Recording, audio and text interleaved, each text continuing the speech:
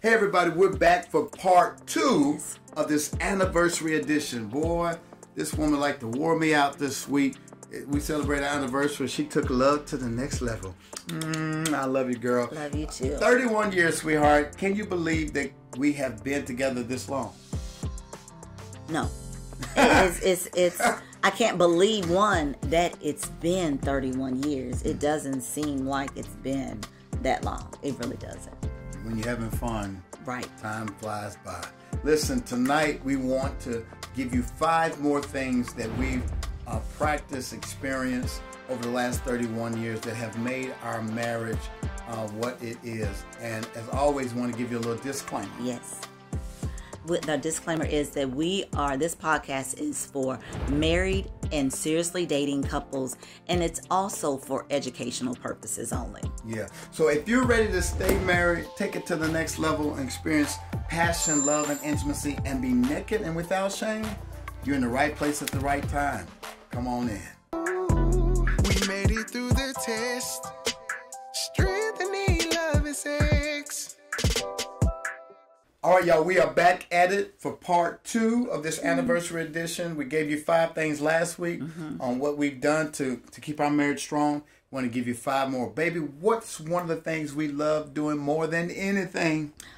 We love to travel. Yes, sir. It's something about traveling, whether that's domestically or internationally, that gives me the opportunity to have you all to myself. You want me all to yourself? Of course I do. You know, I share you with so many people, but when what does that mean? You got to clarify. You got to clarify. I apologize. I share you with so many people, meaning our congregation, our city. You're on so many boards. You're active in our community, and I'm proud of you for that. But sometimes I want to be selfish. You know, I want to have you all to myself without the world. And so I'm grateful for those opportunities when we travel. I'm grateful too, sweetheart. I love nothing more than to be somewhere where I don't have a schedule. Nobody's calling my name. I have no responsibility other than just pleasing you and exploring new places. It's something about traveling, y'all, that gets my adrenaline going. It makes me horny to be away with my wife, especially when we're by the water and the sun is on our skin. Sun is like a natural aphrodisiac. Would you agree that when we travel, our sex life it goes up another notch? It really does. And I think it's that still going back to when we used to whisper. You know, you don't have to really whisper when you're... Why do we used to whisper? We used to whisper when the kids were young so that they wouldn't hear us. Is it good? Are you okay? And what's crazy is that even when we travel now, we'll catch ourselves in Jamaica. Is it good? And I'm like, why are we whispering still? We've been so conditioned to have little kids around us. Now they're grown with beards and we're still whispering. But no, the point is getting away, seeing new places. We even created a bucket list of places we want to go. God willing, at the end of the month, we'll be traveling to Dubai to go and spend some time together to get away. Because, like you said, there's so much going on at church, and we have to make sure that the church is celebrated, but we also got to celebrate us. Right. And so I would say this to married couples. If you have children, you need a vacation for you and the children, and you need a vacation for you and your spouse. Yes. And it doesn't have to be a big, expensive vacation. You can go get a hotel room. Tell them about the time when we celebrated anniversary. We went downtown Memphis and got a hotel room. So there's this, I can't think of the restaurant, but at any rate, they were making these wonderful wedding cake martinis. Oh, they were delicious. And then somebody had a nerve to see us and saw it was an anniversary, and they sent over a bottle of wine. Yes. So we had that as well. So needless to say, we could not drive. We could not drive. And I was like, we need to go outside and eat some snow. But I called the babysitter. Eat some snow. Called the babysitter. I said, go in this drawer and get some pajamas. I called her mom, make sure she could stay with the kids. And we stayed in the hotel. Spontaneous. We didn't have a toothbrush, nothing. And it was fun just being spontaneous that amount of time. I feel like I was sneaking away with my girlfriend or something. And I was, because she is my girlfriend, my lover, my friend. But traveling, it broadens our horizon. It takes us out of our comfort zones.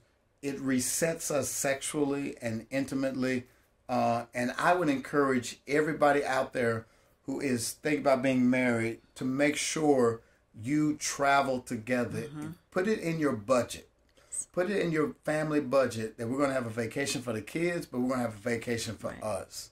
What's another thing that has kept us together? Another thing that has kept us together is allowing each other our own space. Talk about it. So 80% of what you need in your marriage comes from your spouse alone. 80%.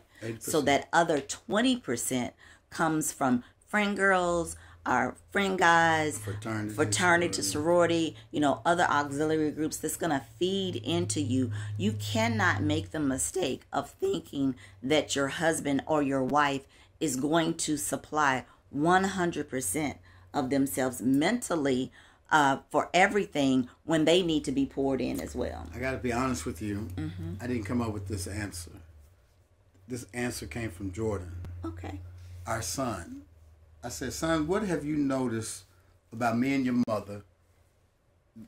One of the things that has kept us together, what do we do well? He said, y'all spend time separate, away separate. And I never thought about it. But he's right. Rhonda's very active in her sorority. I'm active in my fraternity. I have other auxiliary groups, boards and stuff that I'm involved in. And so that small time away, that 20% that we're away, helps to feed into our marriage because distance makes the heart grow fonder. But that's just 20%. Now let me give a word of caution on this. You cannot spend more than that and stay married. You cannot spend more time with your single friends and with your guys and your girls and then give your marriage what's left over. Right. The majority of the time that you spend should be with your spouse, pouring back into your spouse. And then the 20% is just recreational. And even with that, there should be some accountability about who you're spending time with. Can you talk about that? Yes, you should have, we don't have opposite sex friends. And so that means that most of our friends are couples. And so most couples, we're experience the same thing, going through, so we can have shared expectations that keeps us motivated, not just where you're venting to a single friend and the girl's like, girl, go on and get divorced. Go on, leave. Go on and leave. Where if you're with someone who is married, they're trying to stay married, you're going to vent for a little bit, then you're like, all right, now what we going to do to fix this? Yeah. That's how my friends are. So that's why you need to have a group of friends that fit that aspect. No doubt about it. Yeah. It's important that you spend time together and find interests and hobbies that pour back into you individually so you don't lose yourself in the relationship. Right. You still have to have some individuation, but you also got to be intentional about the collective experiences that you have as a couple.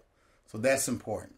I think another thing is we have to be each other's biggest cheerleaders. Oh, no doubt. One of the things that really solidified for me that you were my person is that when I accepted my call to preach, a lot of people bugged out on me and they're like, wow, what's wrong with Stacy? He used to be cool, now he's a preacher. Not used to be cool. They didn't know how to, it was cognitive dissonance for young people in college to see this cool guy now become a preacher, and he's no longer going to parties. He's no longer, doing the stuff he used to do. But when the dust settled, you were still there for me. And you encouraged me through that process. You always saw in me my potential before even I saw it. You told me I would be a doctor one day. You told me I would be somebody important. You saw that in me.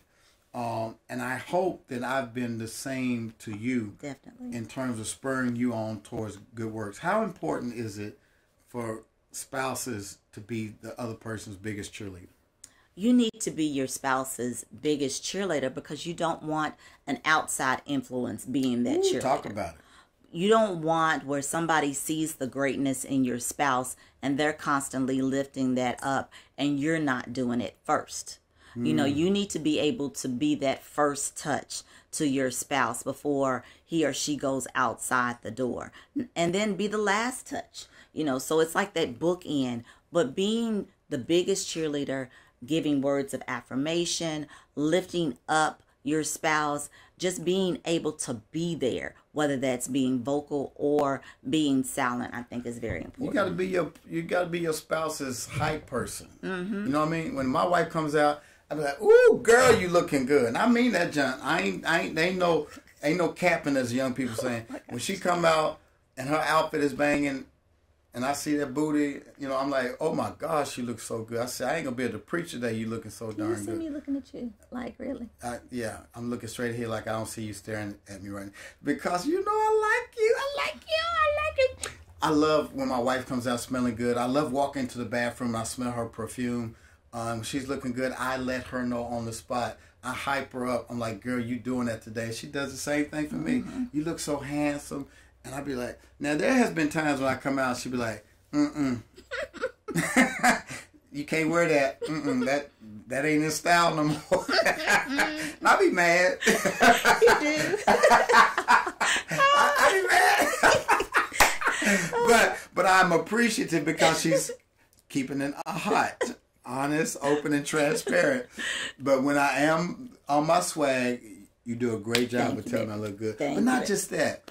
My wife, when I'm having a rough time and the world beats me up, she comes in my corner. She's like, "Baby, I believe in you. We're going to get through this." And when she's having her rough moments and she's missing her mom and her dad because they've gone on to glory, I try to encourage her. When she's working on a project and she's not feeling confident, I'm like, "Babe, you got this. You are intelligent. You're gonna kill it when you get up there." And so we've been doing that for each other since we were teenagers. Yeah. And I think that's important in a marriage, that you are your spouse's biggest cheerleader. What's something else? Another is keeping healthy boundaries. And I think, one, you have to know what those boundaries are in order to keep them. So again, that goes back to that honest, open, transparent communication, so that you could put up these boundaries that safeguard your marriage. You don't want to put up a fence that keeps others out, but you do want to put up a fence that keeps your love in, where you continuously pouring into one another, and you're not looking over the fence like, I wonder what they doing, because you got everything you need at home within the two of you. And boundaries, as Dr. Henry Cloud would say, are to let you know what you're responsible for and what you're not responsible for. Boundaries, knowing your spouse's proclivities and knowing their history. Together, y'all should put up boundaries about who your friends are going to be. Boundaries about what's healthy for you. Right. The Bible tells us that all things are lawful, but not all things are beneficial. So you two knowing each other, y'all know what's healthy for your relationship and what's not healthy. Exactly. And so one of the boundaries we have as relates to opposite sex friends is that the only way you can have an opposite sex friends is if we're both friends with them and we both know who they are. Because we don't want any fuzziness around what's acceptable, what's not acceptable. We have a boundary of not telling family members our business. Right.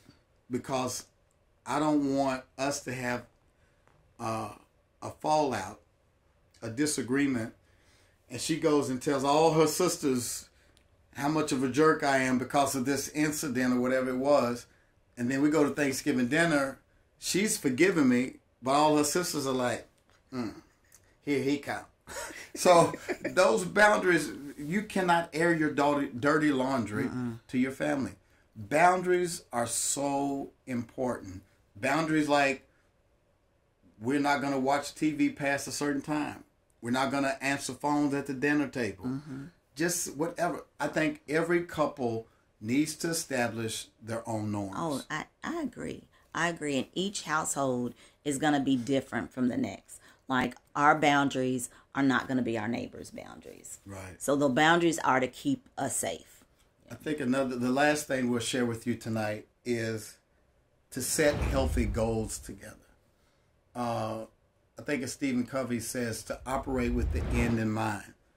And we've always, I remember we go all the way back to grad school. We had a 1-bedroom efficiency apartment, and we were dreaming, like, I want a house with windows. And you was like, I want a walk-in closet.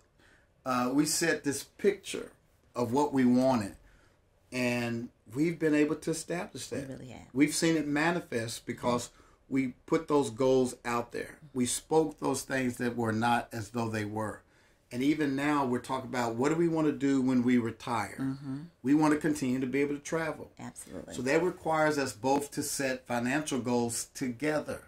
In every marriage, you're going to have a saver and a spender. But if we're setting goals together, it's more likely that we're both going to contribute toward the end goal if we're communicating about that goal. And again, you said it, communication about the goal. And one, you have to agree upon the goal that you're setting. One person can't have a goal and working toward a goal, and the other person doesn't know what the goal is. You know, so you have to communicate and decide what those goals are going to be together. Yeah. Sit down, make out a budget together, talk about what your retirement looks like. What does it look like? You know, where you want to live, how do you want to live? And all of that will determine how both of you contribute to that end goal. If I had to summarize all of this, though, I would say that love kept us together. Rhonda, I had my brother, he told me the other day, he said, man, I envy y'all's relationship. I said, why? He says, y'all actually love being with each other. Y'all travel together, you hang out, you know, you're comfortable talking about your sexuality. I love that about y'all. And it really warmed my heart because me and him both came from broken families. You know, we never saw what it was like to have a sustainable marriage. And so for my older brother to say that to me, it really hit me in the heart. And I think for me, this whole Naked and Unashamed journey, it's not just hype. It's not just trying to be sensational. I really want couples to be naked and without shame. And I agree. I want, the world beats up on couples so much, and I want to be able to share nuggets with couples so that they can stay together, so that they can understand that there's a new way of doing things. You can recreate your norms. You can grow up again together and explore and do new things and just stay together. I don't like to see when couples break up. No. Yeah, and there's no reason why you can't still chase each other around the house, have hot, sensual sex like you did when you first met each other. You don't need a chick on the side. You don't need a fun boy on the side. When your spouse can be your lover, your best friend, your travel partner, your girlfriend, your boyfriend, your plaything, y'all can be that for one another. But it takes intentionality. It takes communication. It takes sexual exploration. It takes letting go of all the socialization and all the miseducation, watch this, that you've even received in the church. Lies like you can't have oral sex. Lies like you can't be sexy. The devil is a lie. God created pleasure. He created your anatomy for you to explore, for you to enjoy one another. There's a reason why there's more nerve endings in the woman's clitoris than any other parts of her body. God meant for that woman to enjoy that pleasure. There's a reason why God made our anatomy the way it is, why dopamine is released when we connect. Oxytocin, the bonding chemicals released, because God meant for us to use sex as a way to continue to bond so that we could live what? Happily ever after. Absolutely. Until death do us part. Anything else you want to say about this whole journey of 31 years of marriage? I am so looking forward to our next 31. Yes, ma'am. You know, our first 31, we spent doing a lot. We learned, we had some trials, we failed, we got back up. And I'm just excited that there is going to be a newness birth in our relationship. Do you think you'll still be chasing me around naked when we get old? As long as my knee don't give out.